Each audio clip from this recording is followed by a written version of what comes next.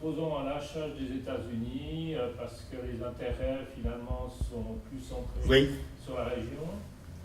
Bien, les gens pensent que c'était un peu la CIA, qu'en fait finalement il n'y a pas une vraie réalité derrière, sinon des gens embarqués dans quelque chose qui était fabriqué aussi par éventuellement les États-Unis. Donc, est-ce que c'est peut-être pas si dramatique qu'on peut imaginer? Est-ce que ça serait peut-être... Bon, je vois ça dans le lointain. Oui, Je vois ça dans le lointain, mais je pense que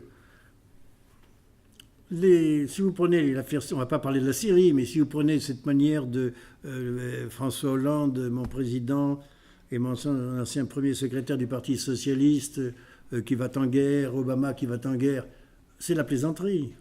C'est de la plaisanterie. On revient à ça explico, au partage, etc. Donc là, les Occidents veulent se mêler. Non.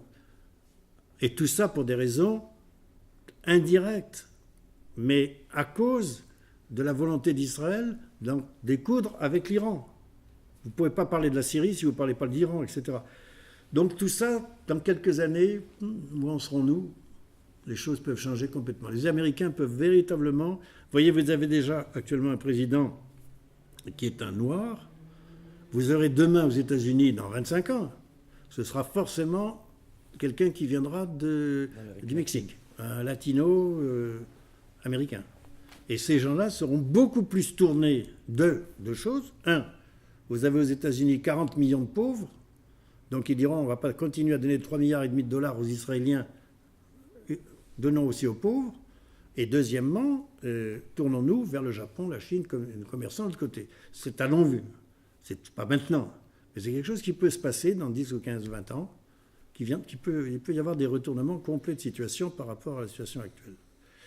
Et il faut qu'en Israël, on comprenne que la situation en est là. Et une petite anecdote, une maman arrive au checkpoint, vous savez qu'il y a 600 checkpoints pour passer. Et la maman arrive avec sa petite fille qui a 5 ans. Et on s'arrête là, et la petite fille voit ce mur, et il faut aller pour voir ce mur. Et ce mur, là j'ouvre une parenthèse, je me bats beaucoup contre les pèlerinages catholiques. Ils vont là-bas sur la marge, on va sur les traces du Christ. Et ils vont chanter à la messe, Dieu est vivant, Christ est vivant. Je dis comment Christ est vivant, et vous me parlez de l'occupation romaine. Qui occupe actuellement? C'est les Romains ou c'est les Israéliens? Donc ne mélangez pas tout. Et maintenant, quand ils vont... Ah, mais ce mur, le pape Benoît XVI dit, moi je veux aller au tombeau de Rachel. C'est annexé par les Israéliens.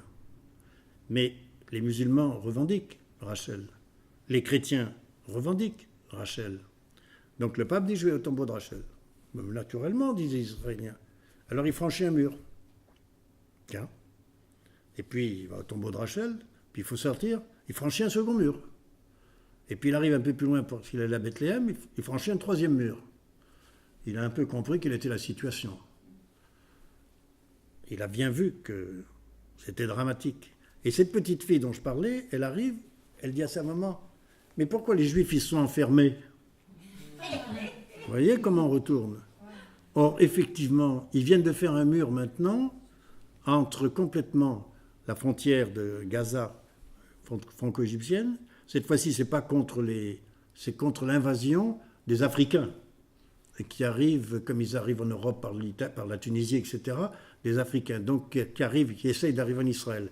Ils ont donc fait une frontière avec un mur qui va, non seulement le mur à l'intérieur pour découper le territoire, mais un mur de la frontière égyptienne jusqu'à Aqaba. Donc, ils envisagent également de faire le mur face à la Jordanie. Ça devient un ghetto. Ils s'enferment.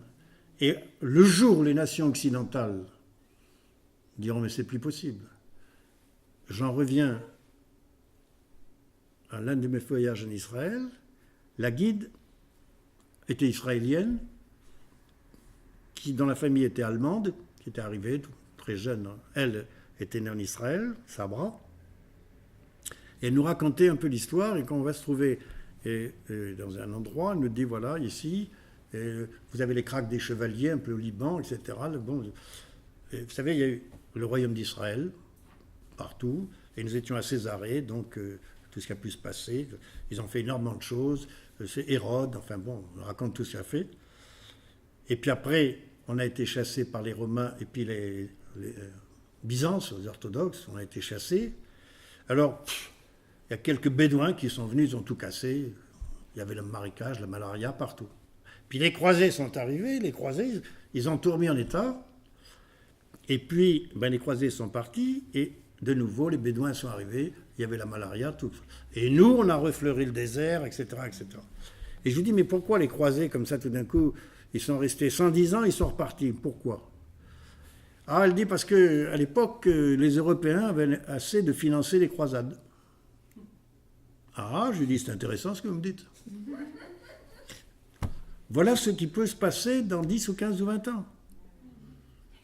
Israël, par la bêtise des Occidentaux, par notre bêtise, c'est un État qui bénéficie d'une impunité absolument anormale. On demande à l'heure actuelle que Assad et autres dirigeants syriens soient poursuivis devant le tribunal pénal international. Je suis d'accord. Mais est-ce qu'on a le courage de dire que la plupart des dirigeants israéliens doivent être poursuivis devant le tribunal pénal international? Je ne peux pas dire ça, on va me dire que je suis antisémite. Non. Je suis face à une réalité. Je crois qu'il faut vraiment qu'on ait en tête ça. Et c'est pourquoi je pars en 1897. Parce que dès l'époque, la situation, le sionisme laïque à l'époque voit ça, et maintenant, situation bien plus dramatique, c'est le sionisme religieux qui a pris le dessus.